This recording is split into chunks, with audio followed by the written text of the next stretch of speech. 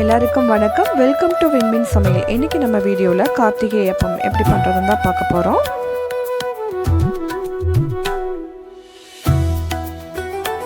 அப்பம் பண்ணுறதுக்கு ஒரு பவுலில் 2 கப் பச்சை அரிசி சேர்த்துருக்கேன். அதை நம்ம சேர்த்துக்கலாம். இது கூட தண்ணி சேர்த்து ஒரு 3 மணி நேரம் போல் நல்லா ஊற வச்சு எடுத்துக்கலாம். 3 மணி நேரம் கழித்து ஓப்பன் பண்ணி பார்க்கலாம். இப்போ அரிசி நல்லா ஊறிடுக்கும். இப்போ 2-3 டைம் நல்லா கழுவி எடுத்துகிட்டு வந்துக்கலாம். இப்போ இதை நம்ம மிக்ஸி ஜாரில் மாற்றிக்கலாம்.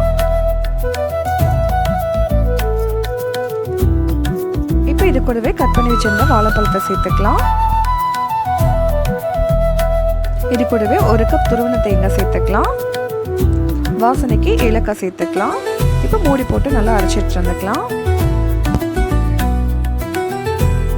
அரைச்சாச்சு. இப்போ இது கூட 1 கப் நாட்டு சர்க்கரை எடுத்துருக்கேன். இது கூட கொஞ்சமாக தண்ணி சேர்த்து மறுபடியும் அரைச்சி எடுத்துட்டு வந்துக்கலாம். பாருங்க, அரைச்சாச்சு. இப்போ இது ஒரு பாத்திரத்தில் மாற்றிக்கலாம். அப்பா சுட மாவு ரெடி ஆயிடுச்சு. இப்போ ஸ்டவ் ஆன் பண்ணிவிட்டு ஒரு கடாய் வச்சுக்கலாம். அதில் நான் எண்ணெய் நல்லா சூடாக இருக்கும் போது 1 ஸ்பூன் நெய் சேர்த்துக்கலாம். சேர்த்துட்டு இப்போ நம்ம ரெடி பண்ணி வச்சிருந்த மாவை இந்த மாதிரி ஊற்றிக்கலாம்.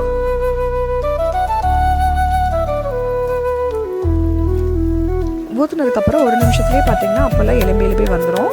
பாருங்கள், இந்த மாதிரி 2 சைடு மாற்றி போட்டு நம்ம எடுத்துக்கலாம். அவ்வளோதான், சூப்பராக கார்த்திகை அப்பம் ரெடி ஆயிடுச்சு. நீங்களும் கண்டிப்பாக உங்கள் வீட்டில் இதேமாதிரி ட்ரை பண்ணி பாருங்கள். இந்த வீடியோ பிடிச்சிருந்தால் லைக் பண்ணுங்கள், ஷேர் பண்ணுங்கள். விண்மீன் சமையலுக்கு சப்ஸ்கிரைப் பண்ணுங்கள். தேங்க்ஸ் ஃபார் வாட்சிங்.